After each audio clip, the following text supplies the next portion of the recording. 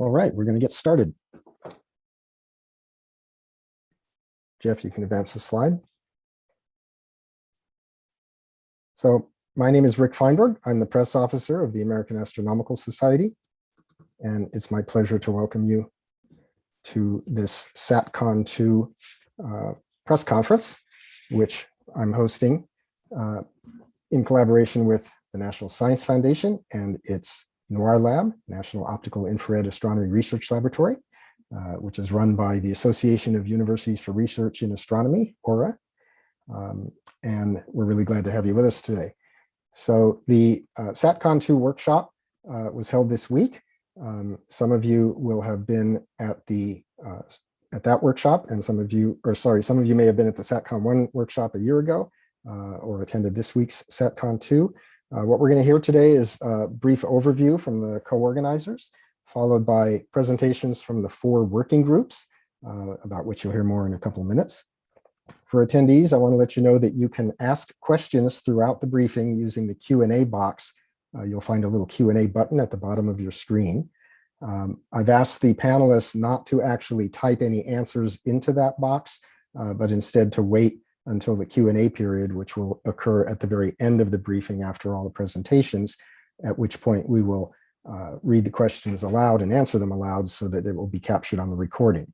Also, we're live streaming to YouTube and Facebook, both the AAS and the NOIR Lab sites, and folks who are watching that way won't be able to ask questions, but if we don't ask and answer the questions aloud here in Zoom, they won't get to hear the Q&A at all. So that's why we do it that way.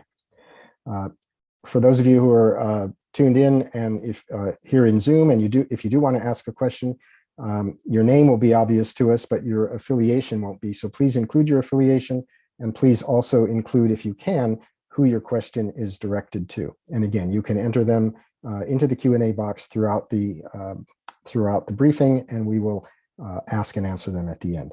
Also, you can upvote questions. So if you see a question that you were planning to ask or that you just think is a really good question that you'd love to hear the answer to, go ahead and upvote it, and that will raise it in priority. All right, just a quick reminder that all the material presented here in the briefing and everything that was presented at the SATCON workshop over the last 4 days is embargoed until the end of the briefing. And in contrast to how I do it at a regular AAS meeting press conference, I'm not going to introduce everybody up front. I'm going to introduce them when it's their turn to speak. All right, and with that, we'll get on to the first presentations. So you can advance the slide. We're going to first hear from the co-chairs of the Scientific Organizing Committee, Connie Walker and Jeff Hall. So Connie Walker has been an astronomer at NSF's NOIR Lab in Tucson, Arizona for about 20 years. She plays an active part in dark skies protection through leadership roles in the International Astronomical Union, the International Dark Sky Association, and the American Astronomical Society, the AAS. Jeff Hall is the director of Lowell Observatory in Flagstaff, Arizona, where he's worked in various capacities for about 30 years. He's chair of the AAS Committee on Light Pollution, Radio Interference, and Space Debris, and has played an active role in dark sky preservation efforts throughout Arizona. So as I indicated, Connie and Jeff are the co-chairs of the Scientific Organizing Committee. They, in fact, are the principal co-organizers of both the SATCON 1 workshop last year and this week's SATCON 2 workshop. I'll turn it over to them to give us a brief overview. Okay, thanks, Rick. Thanks for the introduction, and thanks for joining us today. SATCON 2 is the follow-on conference to SATCON 1. We started the SATCON workshops after the launch in May 2019 of the first tranche of Starlink satellites and the work thereafter with SpaceX that led to the idea we should all get together in a community sense and see what might be done about some of the impacts on astronomy. We know these satellites are perhaps up to 1 billion times brighter than the faintest objects astronomers study and have a significant impact on ground-based observatories, which require pristine dark skies to perform their research. So in SATCON 1, we identified a number of recommendations for how observatories and satellite operators and the two in collaboration might mitigate some of the impacts.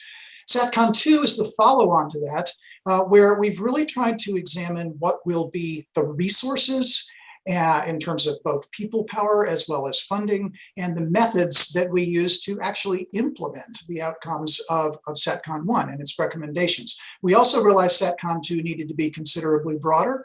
We needed to expand it into exploring policy frameworks, since the rapid explosion of technological capability in low Earth orbit has outpaced the regulatory frameworks that are in place.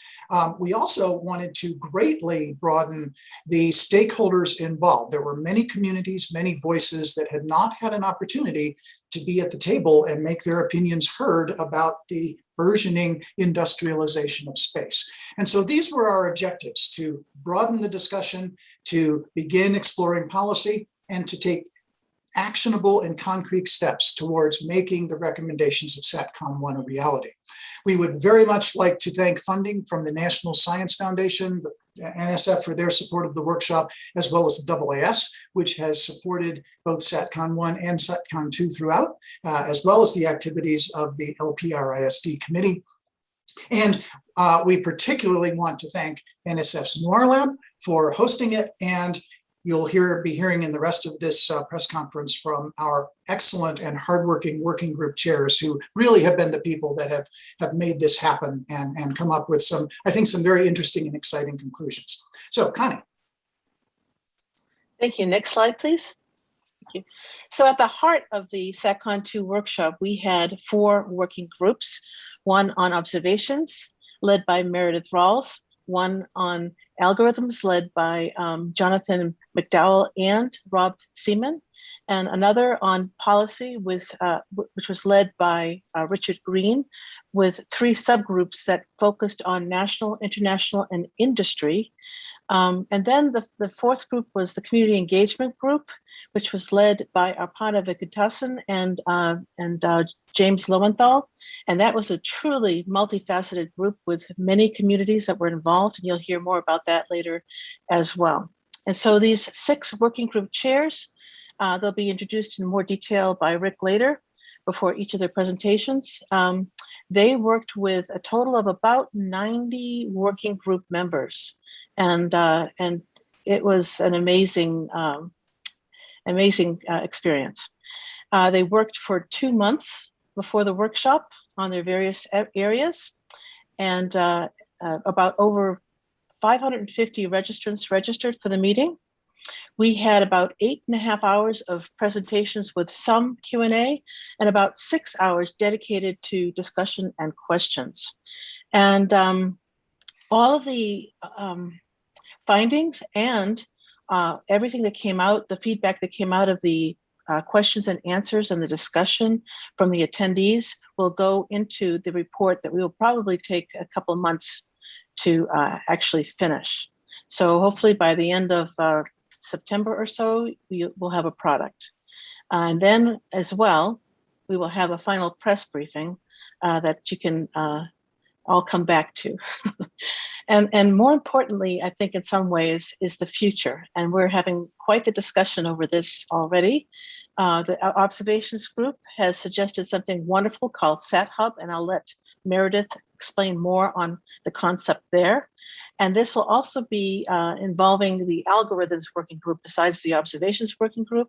But there's also plans to include SatHub and other similar programs in a center we would like to actually develop over the next few months as well. And that may include a proposal to the International Astronomical Union. They have a call that just went out recently on such a center. So stay tuned for more on that. Next slide, please.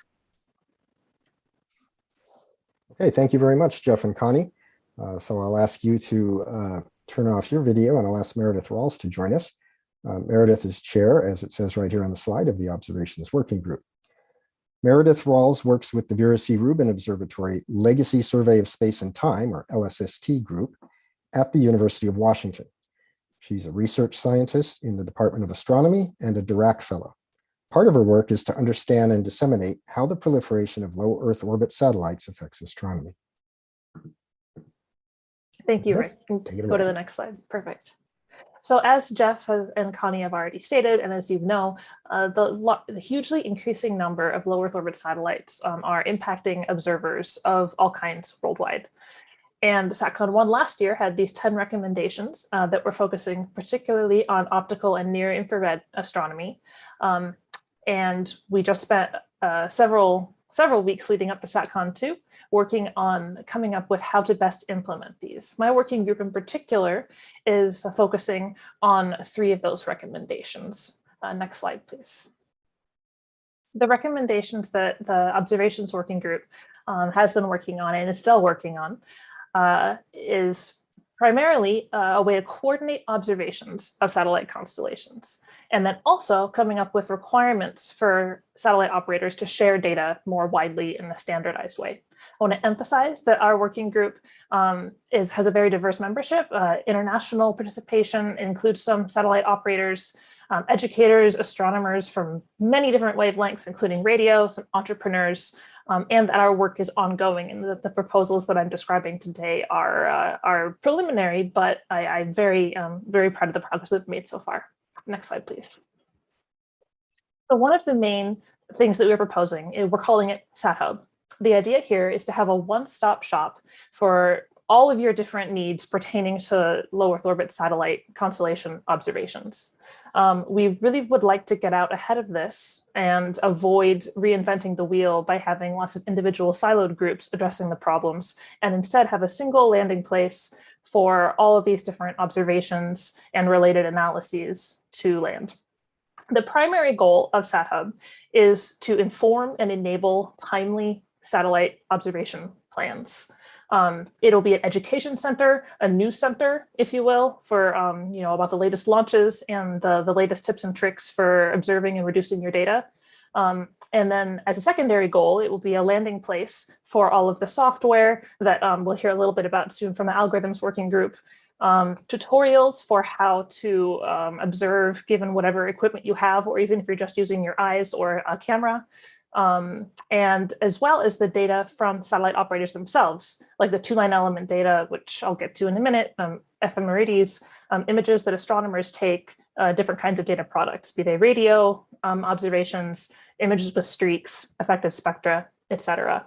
So this is a large proposal, which is why we may well want to integrate it with the future plans for the IAU Center that Connie mentioned. We have yet to have a complete funding model together, but this was a very exciting idea that all of us are working to kind of write down, and you'll be able to see the full-fleshed proposal in a couple of months. Next slide, please. The other piece that we've been working on in the observations working group is more concrete guidance for operators for the kinds of information that can help observers as they're starting to contribute to a pile of observations, if you will, that will improve our understanding of the problem as it changes in real time. A key item is error bars. Right now, the 2-line element format does not really include that, and it's important to be able to pinpoint actually where the streaks are going to be, as well as measure how bright they are. There's a couple different formats that we're recommending for that. We also are recommending that operators provide updates to their position information at least every 8 hours or immediately following maneuvers. This is important because they're not just in a passive orbit, they have maneuvering thrusters and can move around.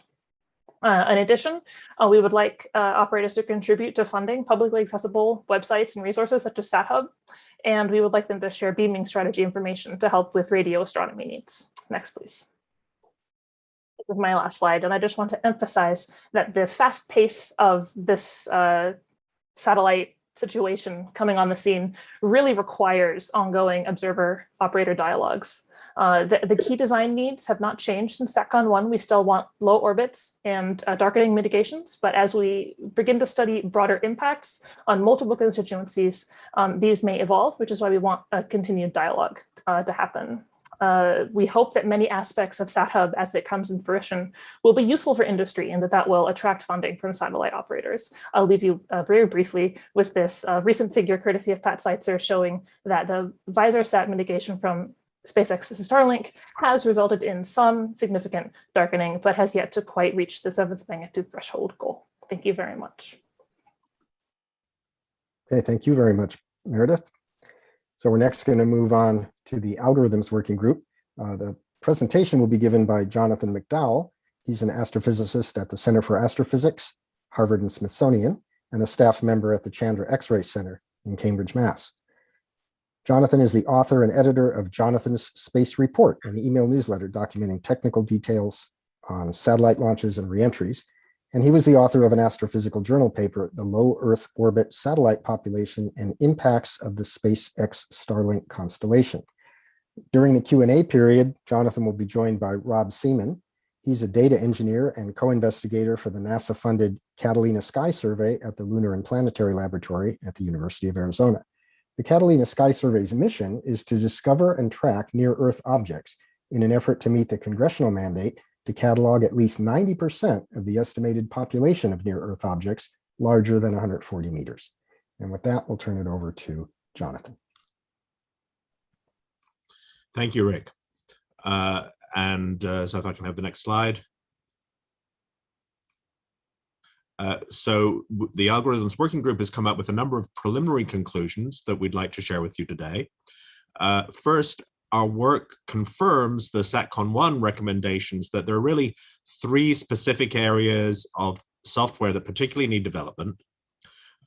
One of them we call pass predict. Will my observation be affected? Will there be a satellite going through my field of view?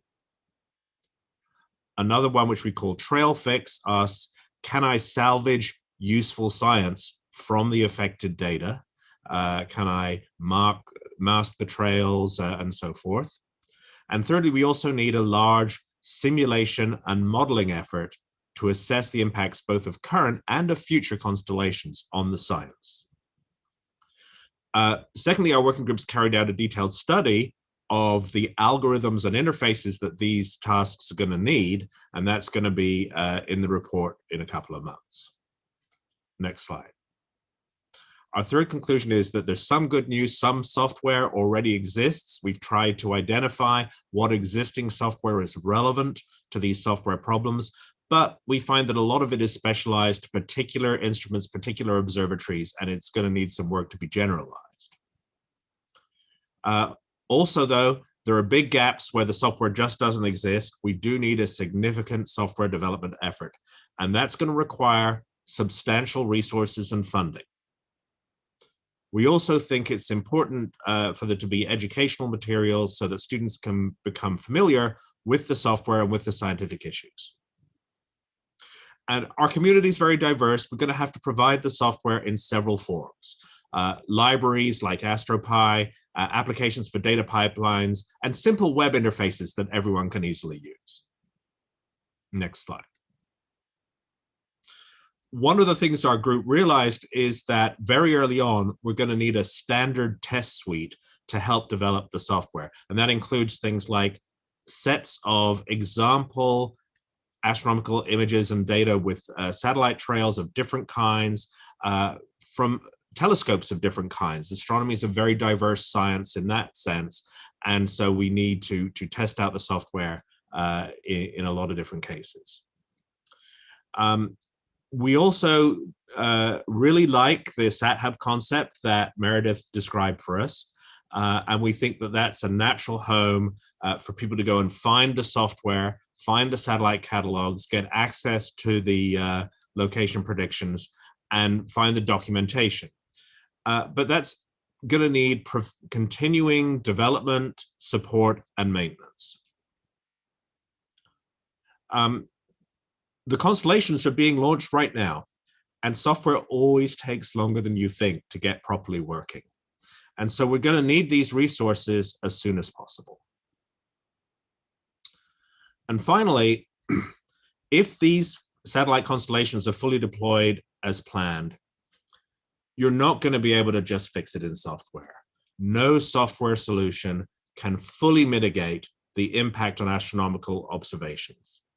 And we find in particular that spectroscopic observations might be severely affected and hard to mitigate. And so it's likely that even if all the software works as well as you could hope, observatories around the world will also need to invest in hardware like auxiliary spotting cameras or other solutions. So we do think the software is very important, but it's not going to be a magic bullet to clean the data. Thank you. Thank you very much, Jonathan. So the next presentation will be given by James Lowenthal and Aparna Venkatesan. James will give the first part. He's a professor of astronomy at Smith College, and he's a member of the AAS Committee on Light Pollution, Radio Interference, and Space Debris, as well as a passionate defender of the night sky in Massachusetts and beyond. Aparna Venkatesan is a cosmologist and professor of physics and astronomy at the University of San Francisco. She works actively on developing scientific partnerships with indigenous communities and on advocating for a sustainable presence in near-Earth space. Last year, Aparna and James and their collaborators co-authored a Nature paper, The Impact of Satellite Constellations on Space as an Ancestral Global Commons. James? Thanks, Rick. Our Community Engagement Working Group had 21 members from a very diverse set of backgrounds, including amateur astronomers, members of sovereign indigenous First Nations groups, dark sky advocates such as astrophotographers and experts in the fast-growing field of astrotourism, planetarium professionals, and prominent environmental organizations. We formed 5 subgroups representing 5 constituencies. It could have been 50. And through scores of interviews, listening sessions, surveys, meetings, conversations, we consulted with communities in time zones all around the world, including wayfinders, members of Asian and Pacific Islands and Polynesian groups who use traditional practices, including the stars, to navigate the ocean. This also included individuals and groups hit especially hard by the pandemic and numerous other crises. And their committed participation on our working group demonstrates the depth of concern and passion they have about this issue. This is long-term work, and in many ways it's just beginning. But in our many wide-ranging interviews and conversations, several themes emerged that we report here. The sky belongs to everyone. Space is a global commons. All people are impacted by changes in the sky. Mega constellations are a global issue because space is a global commons. The sky is part of the environment. Only in the narrowest possible legal interpretation could the sky not be considered part of the environment. And ecosystems depend on the night sky and on each other, echoing the intersectional, interdependent nature of the many strands of this complex issue. To summarize our message, we invite industry, leadership, space actors, and all present here to co-create a shared, ethical, sustainable approach to space. Can I have the next slide, please? Thanks. Out of all these meetings and surveys and conversations and listening sessions, there emerged the following major themes. First, there is a duty to consult. Satellite operators, policy and decision makers, regulators must ask impacted or potentially impacted groups for their input and listen to it. That includes the groups I already mentioned, such as American Indian and Alaska Natives groups. No group is a monolith. Don't assume all indigenous groups want the same thing, or even that all members of a single indigenous group do, any more than we can assume that all Americans want the same thing. In this process, we need to respect air, water, and land sovereignty. In Canada, there are numerous treaties between sovereign nations and the Crown. How does that play out in space? The duty to consult applies to media as well. We heard many references to cases where indigenous words were misquoted or appropriated, often in harmful ways. We heard many calls for connecting with existing groups and networks, including many that I've mentioned and listed here. We emphasize again the ethical and intersectional nature of this complex issue. Another theme is to engage with the satellite industry, to build relationships with them and find common ground. At the same time, our members and their interviewees recognize that there are strong economic, legal, and political structures that affect tech choices and markets, and that favor some groups over others. There's a call many times actually to learn from the past. Telephones, trains, planes, cars, fossil fuels, the internet itself, all of these technologies burst upon the scene, were disruptive, produced profound change in society, to be followed by some modicum of regulation and lawmaking. and some more successful than others at protecting public interests. One great example of success, of course, the Montreal Protocol that has helped to save the ozone hole from degradation due to CFCs in the atmosphere. An excellent model for us to consider here. One point on that finally that came up many times: technical and human problems such as this require technical and human solutions. Finally, we sometimes hear that this is a case of astronomy versus broadband access, but science versus the internet is a false choice. Broadband's crucial. Economic development was certainly a common thread in our discussions, but we should not assume that unmitigated SATCONs are the only way. And I'll leave you with two observations before I turn it to Aparna, that are made by members of our working group. One, light pollution, and now potentially satellite mega constellations, are erasing not just the stars, but indigenous stories and traditions too. And two, there's a growing hunger for dark skies and connection to nature and human heritage through the stars. Aparna. Gratitude, James, and thank you everyone for your presence and for listening in this time of global crisis.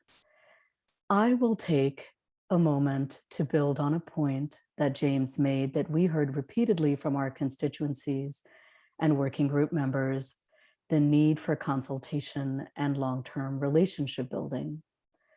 We invite help and support co-creating this relational approach with communities impacted by the predicted as well as unintentional consequences of mega constellations. However, we cannot have a relationship with systems only with individuals. Systems tend to be driven by urgencies and goals ahead of the process. Systems almost always deliver the outcomes they were designed for, often reinforcing a pre-existing concentration of power. As others have noted earlier in this half hour, software can address only so much. The hardware sets the structural parameters under which everything will operate. So again, please help us co-create the right hardware at the beginning of this long-term journey towards a sustainable, ethical approach to space that honors all perspectives. Thank you. Thank you very much, Aparna and James. We'll now move on to the fourth and final working group, the policy working group, chaired by Richard Green.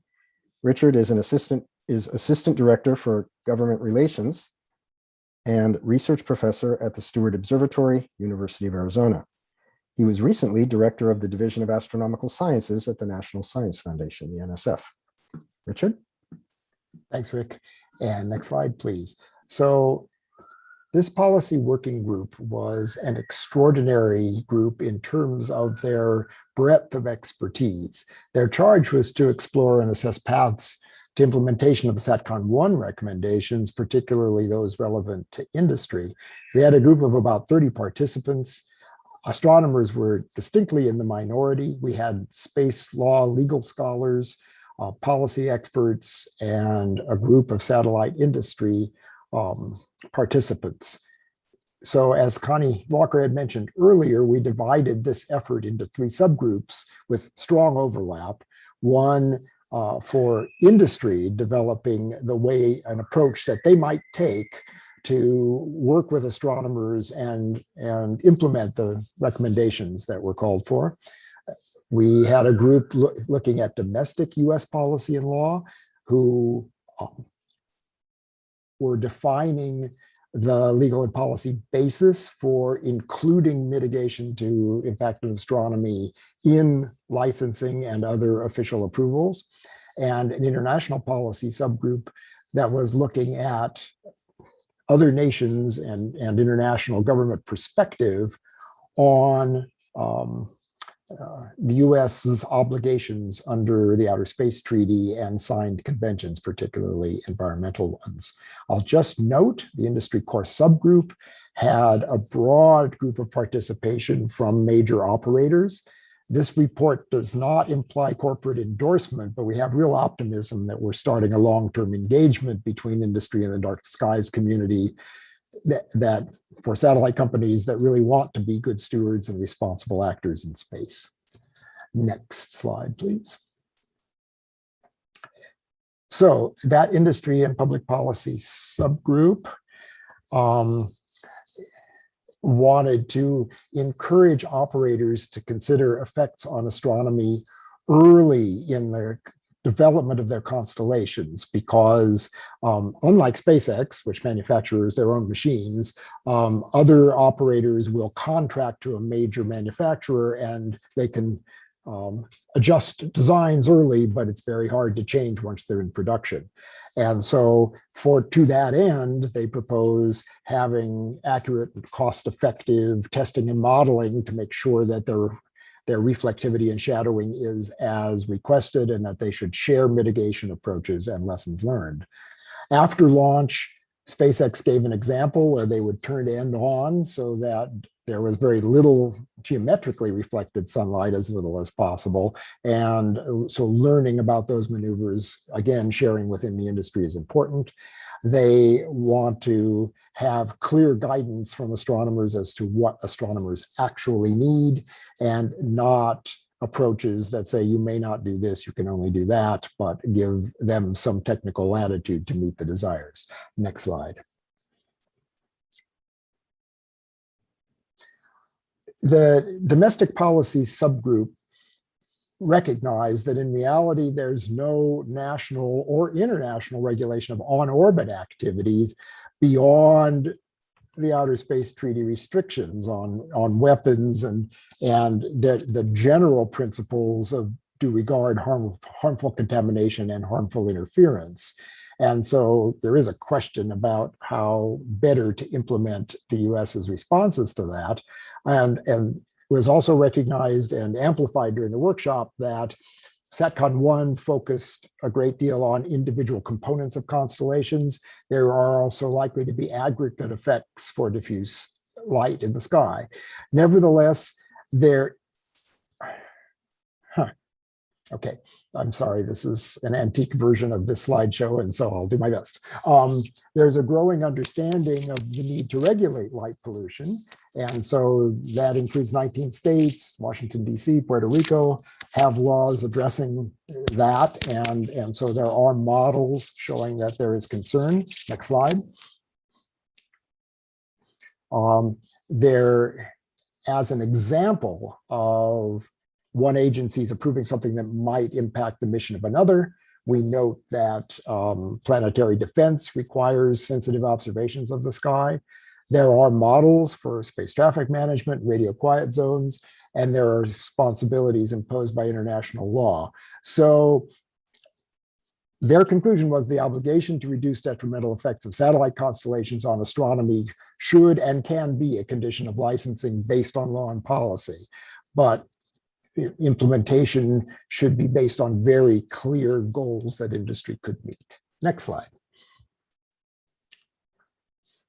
So this working group, as I mentioned, looked at how international obligations are implemented by US mechanisms and to show where there are gaps, and those might be relevant to the impact of satellite constellations. Next slide.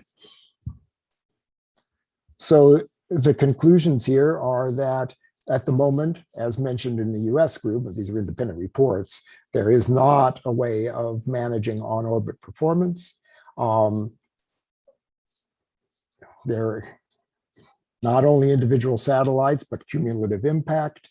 And once you launch a satellite, it is not confined to your country. So this is a focus on US policy, but with a goal of meshing with international policy that creates a uniform international response through fora like the UN Commission on the Peaceful Uses of Outer Space. Thanks. All right, thank you very much, Richard.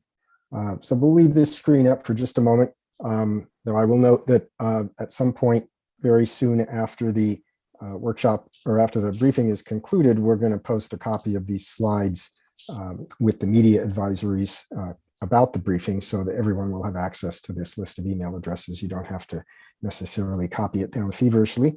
I want to thank all the presenters for doing such a great job of keeping to time. We now have plenty of time for questions. Before we switch to that, I want to remind the journalists who are in attendance to enter your questions into the Q&A box. You'll find a button at the bottom of your Zoom screen. Identify your affiliation, as well as, if you can, who your question is for. And then my colleagues, Vanessa Thomas, who's been monitoring the Q&A box, and Amanda Koch, both of whom are part of the Noir Lab communications and press and outreach team. They'll handle reading the questions aloud so that we can get the answers recorded for the live stream. All right, so let me ask Jeff to stop sharing the screen and everybody to turn on your video, and then you can turn on your audio when you're ready to answer a question. And I'll switch to gallery view so we can see everybody. We do have a couple of questions, so I'll turn it over to Amanda to get us started. Thank you, Rick. Okay, the first question is from Andrew Fracknoy. Apologies for getting that wrong. No, you got it right. Oh, excellent. Okay, textbook author. So it's not directed to anyone in particular, but the question is, has astronomers' concern about these satellites found any resonance among policymakers in the Biden administration or members of Congress? That sounds like a good question for Richard. I'll note that we issued invitations to a number of congressional staff and agency staff, and invited them to listen in on the deliberations while some of the sausage was being made for the draft reports that were presented. And they were very interested and very constructive. So I do believe that this is an issue that will get further attention.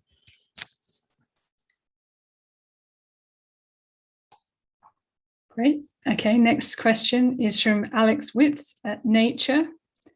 What's the time frame for a potentially IAU-led center to be launched?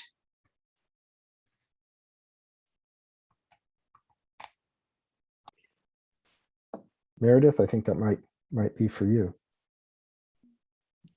Or I Connie? actually prefer to defer to Connie if that's all right with her. Okay, great. Yes, well, the proposals are due about September 10th or so, and I think they would probably deliberate until the first of the year. I would say is probably the start date, the earliest.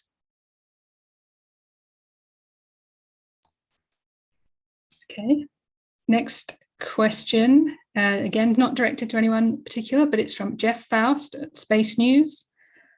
Were there any recommendations about how to incorporate evaluation of astronomical impacts into the FCC licensing process for satellite constellations, including whether such systems should be subject to NEPA?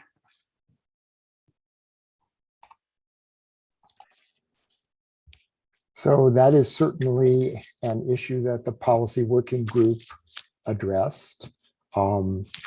The conclusion and the basis on which they asserted that consideration of impacts should be considered was that there could be harm to environmental concerns from orbit.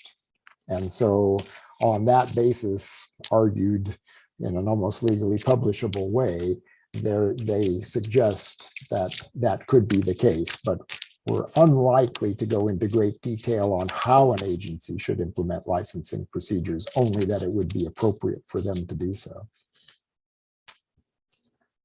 If I may add to that, that was something that came out of the community engagement working group constituencies and our working group members and conversations, is the pressing need to consider space as an environment beyond just being a human environment.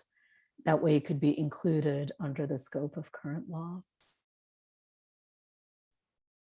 And to show how interesting and current an issue this is, the report format that you're likely to see we'll have those issues on which there was a consensus and those issues on which a consensus was not reached. And so in more detail in this report, there are three levels of consideration. One, as I said, harm to the environment from space. Secondly, an extension of the environment into space, particularly the human environment. And third, considering space as a global commons and environment in and of itself. And the last 2 points are going to have to come from our committee as not consensus points, because there are passionate arguments for considering those considerations and well-reasoned arguments against from a strictly legal and policy point of view.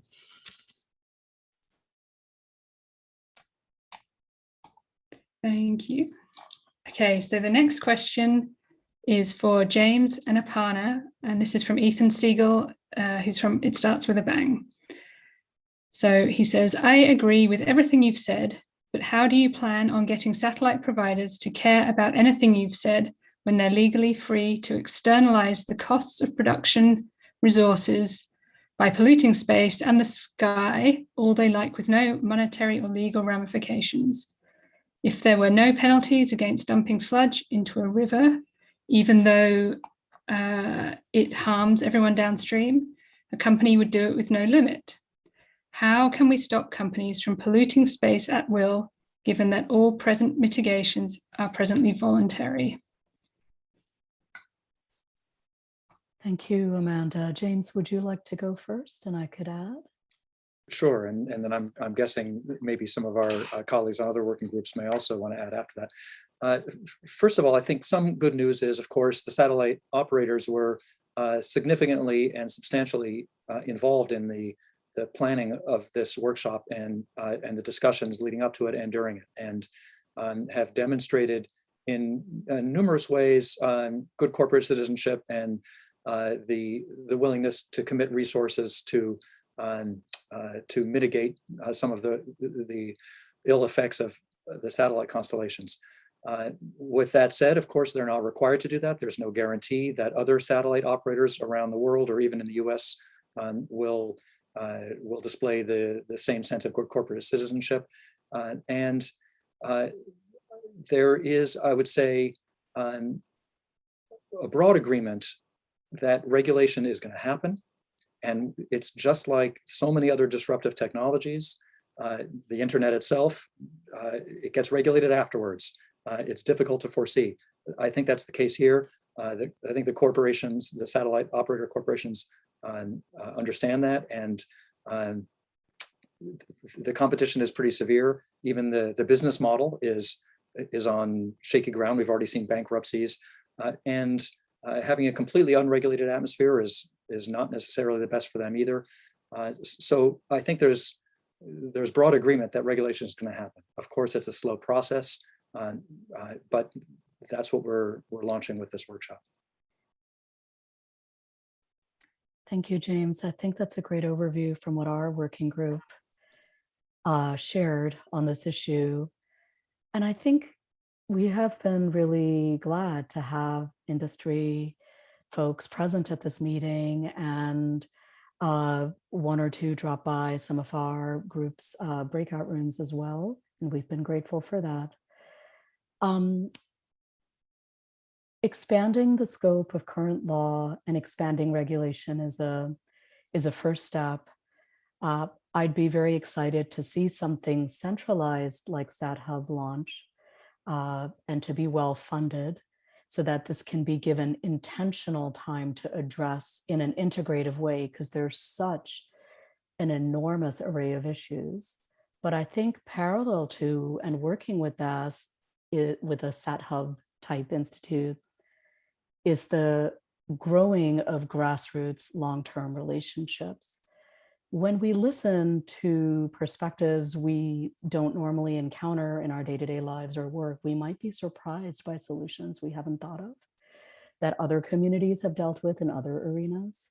So I would say more regulation, expansion of current laws are some easier, lower hanging fruit. And I think we can also learn from and be inspired by other countries and how their space agencies or how their process has been, including, for example, in their indigenous worldviews, for example, how New Zealand included Maori principles and perspectives in signing the Artemis Accords. So there's many things we can all learn from each other. Thank you.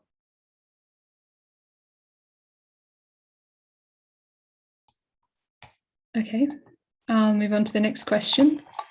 This is from John Amos at the BBC. We hear a lot about the broadband constellations and very little about the large constellations of synthetic aperture radar satellites. These satellites are active emitters. Does that actually make them a more difficult problem to mitigate?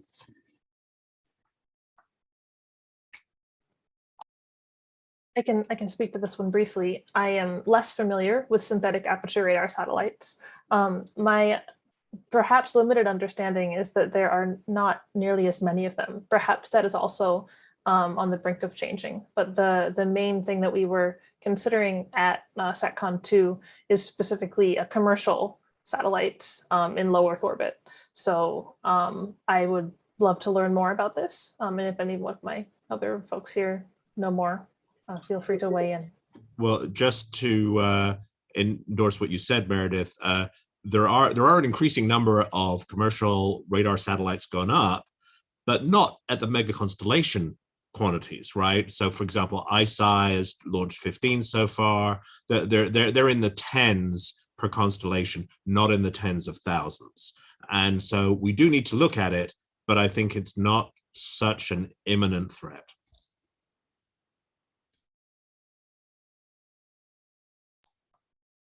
Okay. The next question is for Richard Green, and this is from Monica Young at Sky and Telescope. As you've noted, international regulations are key because US regulations don't matter much if companies can just go to another country. I believe even the UN can only suggest policy. How do we go about getting regulations that are truly international? It's a wonderful question. And you're right. You know, we commented today, the UN doesn't have a mechanism like your local health inspector who can come and shut down your kitchen, you know, if you're in violation of something. So we have to create the right environment, and the UN is an international framework and law is ideal for setting that framework of expectations about what nations should do in terms of implementing their more specific policies for permitting, launching, and holding expectations high for the lowering of the impacts of these constellations. So these two processes mesh in some important way. So this one concentrated on US policy in the same way that International Astronomical Union members are approaching their local governments with the hopes of doing the same, so that when things come together at a national level, there's a place to start talking to try to get a more or less common framework. The other thing I'll add, and then I think Connie Walker can add some important dimension to this, the US is still a very attractive market. And so, you know, we could imagine space full of Liberian freighters, as the law of the sea has led people to. But, you know, to operate in the US market, you have to be licensed in the US. And so unless the regulatory burden is extraordinarily onerous, it's still an attractive place for satellite companies to broadcast down. Connie.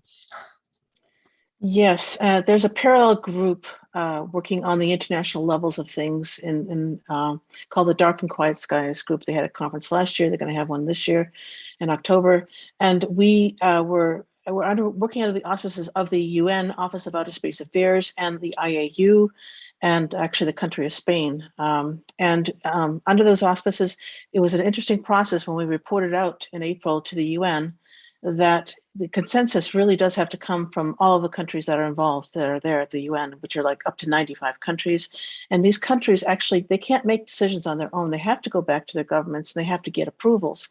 So I think that's the important part of all this. If we can get the countries involved at the level of their governments, to actually endorse the regulations, that moves things, that moves the dial a lot of the way over than we first expected when we started this process. Thank you. Okay, thank you. The next question is from Mabel Rodriguez, and this is to the policy group. There is an agreement about the moon. Would an agreement about mega constellations with international governments involved be necessary? She also says 65,000 satellites are about. Will there be software capable to avoid them in an observational night? I'll absolutely have the second part of that question for Jonathan. One of our international subgroup participants pointed out that the Outer Space Treaty is a very flexible backbone. It provides the principles under which nations can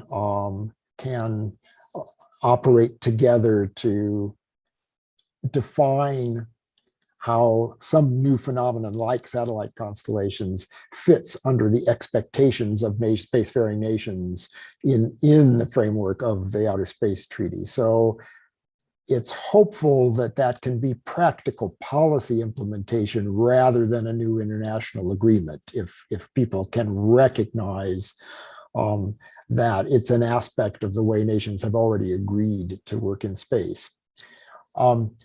So Jonathan Meredith may have comments about planning avoidance. Sure, I can address that briefly.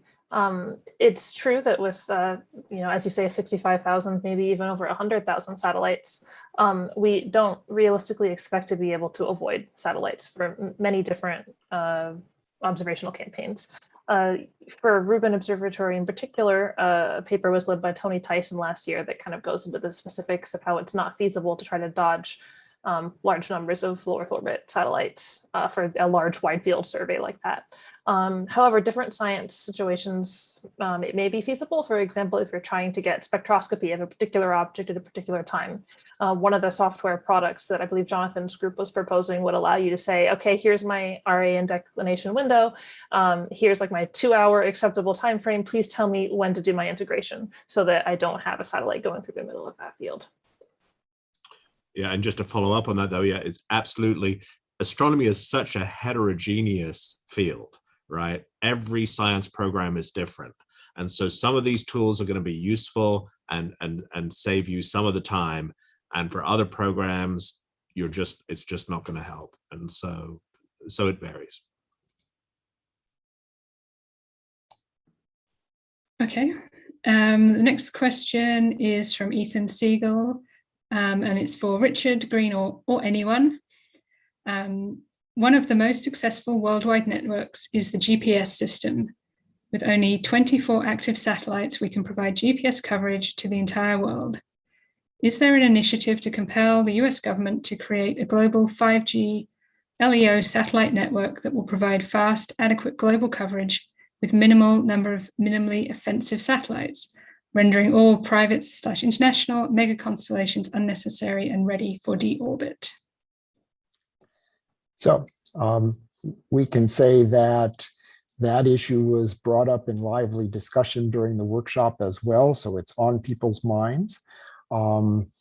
The two comments that we arrived at thinking about that was that industry came in very strongly to say, at the moment, this is a competitive commercial activity, and so it would have to be quite a change in the way that governments approached dealing with their business community. And so far, almost all governments involved are promoting active satellite communications networks rather than urging them to consolidate.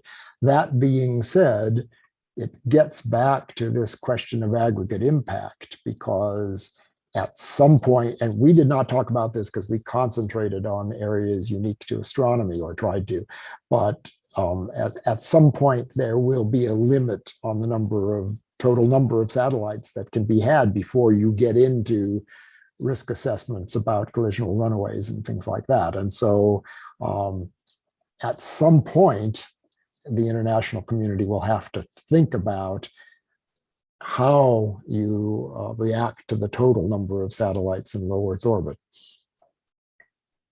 If I may add to that, and Richard, I want to make sure you were done. Okay, I think that's a really good question. I want to hand it off to James in a moment, because I think this is part of thinking out ahead and, you know, honoring that industry is working on a very different pace than most institutions in academia, who tend to form committees and deliberate over long stretches of time. So we need to investigate alternatives as they may exist and their cost, and plan out before we crowd orbits and overload orbits. Plan out for, what if this doesn't play out? What if the promise of cheap, accessible broadband, you know, we can't arrive at it easily? What will we do with all of the satellites? Where will they go? If they're all decommissioned, they have to come back into the ocean. What will that do to environmental aspects for the ocean, as opposed to environmental aspects in space? So we need to act on this thoughtfully, but also speedily. James, or anyone else? Thank you, Aparna. I'll just add that the question, in fact, the analogy to GPS echoes, or it reminds me of an issue that was raised a couple of times, an additional environmental complication, in addition to the ones that you've mentioned already and that we've discussed. We have so many Earth observation satellites in orbit right now that we need and love, that are providing food security to nations in drought, that are monitoring climate change, the GPS system itself. To what degree are they in fact threatened by potential overcrowding that is happening lickety-split with insufficient planning and foresight? So obviously there are major offices, the NASA Orbital Degree Program Office, and at the international, at the United Nations level, many people working on the issue of potential collisions and orbital debris cascades. And that was not the focus of most of our work here, but it is a very serious issue, and it's one that the public actually thinks about and mentions. And we saw this again and again in our community engagement workshop. Okay, we're coming up to the top of the hour, so we have just a few questions left. So Amanda, let's go ahead and ask them, but let's try to have very brief answers to them. Great. So the next question is from Mabel Rodriguez again. What is going to happen with all future projects like SKA or ELT?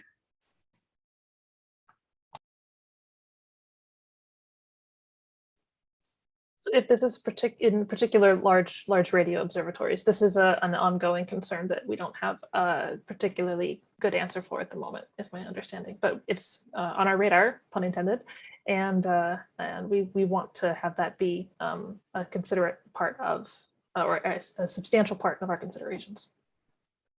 The ELTs, of course, are the next generation of extremely large telescopes, and they're going to have relatively small fields of view and probably will be able to avoid satellites without too much trouble. The real problem is the similarly large, or not quite as large, but very wide field Vera Rubin Observatory, which is really going to have trouble because it sees so much of the sky all at once. Yeah, that's right. I've got my acronyms mixed up. Yeah. Okay, let's move on to the next one since we're getting low on time.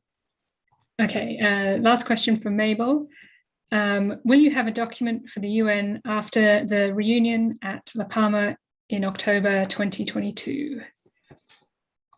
Connie? The answer is yes. Short answer. Yeah, we were mandated to have a document ready for the UN, and it might not be ready until maybe January to be reviewed by delegates, but yes, we'll have one. Great. Next question from Daniel Fisher. A full-blown SatHub website will take many months and substantial investment to set up, while SATCON launches continue all the time. How about a simple centralized data collection platform as a start, coming into operation quickly?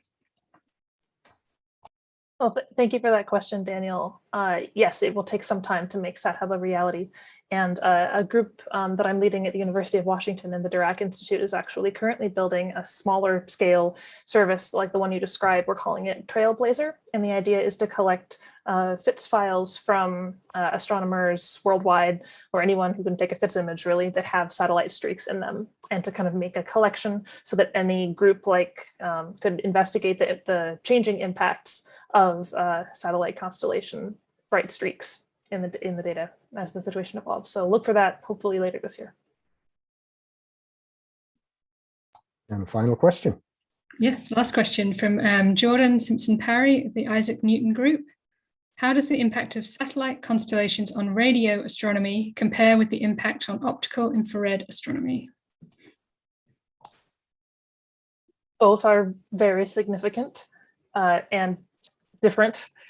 This is one reason why I made a point to include both radio astronomers and optical near-infrared astronomers in the observations working group, because I am biased as an optical observational astronomer, and I think it's really crucial that as we build these new tools and consider different recommendations for satellite operators to follow, that we include needs of all different wavelengths. So. Can anyone comment on the protection of radio versus optical infrared just for a moment? Sure.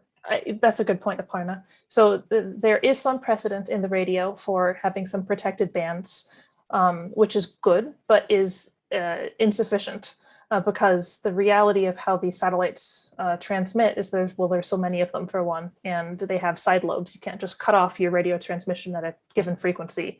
It's just not how physics works. And so there's going to necessarily be spillover into nominal protected bands for radio astronomy. And in reality, radio astronomers don't just observe in their allocated special bands, right? That's not where the universe always is doing interesting things.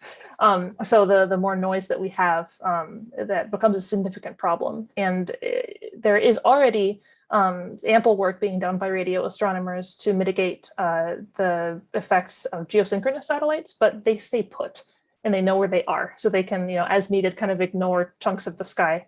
But because the low Earth orbit satellites and these constellations are all over the place, it's a much more challenging problem. And I think there's not as much protection for non-radio wavelengths like optical and so on. Thank you. All right, well, thank you all very much. I want to thank not only all our speakers, but all the other panelists who've played a role in organizing and preparing for this briefing. So thanks to all of you. I appreciate the attendance we've had today from our journalists who tuned in, and also all of you who are watching the live streams on YouTube or Facebook. I want to thank our funders and sponsors again, the National Science Foundation, NSF's NOIR the Association of Universities for Research in Astronomy, which runs NOIR and the American Astronomical Society, of which I'm proud to be a part. I want to note that at the end of the briefing, we will archive the live streams on both the AAS and the NOIR YouTube channels. And so you'll be able to go there. I'm sorry for those of you who did tune in via YouTube or Facebook, we weren't able to accommodate questions on those platforms today. But I thank everybody who asked such great questions, and we look forward very much to the report. Connie and or Jeff, do either of you have anything you'd like to say before we sign off? Yep. All right then. Oh, nope. Go ahead, Jeff. No, just to remind everyone, we really envision this as the sort of the middle of the SATCON 2 process. Often a workshop proper is sort of a culmination, but we felt that with this effort, it was more likely there would be substantive changes to the reports based on all the conversations that were going to happen at the workshop. And I think that is probably the case. So we are looking at a timescale of towards the end of September to complete the reports. We hope they will be consequential and influential and lead to concrete actions that move us forward in this complex issue. So thank you for joining us. And at that point, we'll probably have another press briefing. Thank you very much. All right. Thanks to all. We look forward to your report. Thank you for all the work you're doing to save our skies.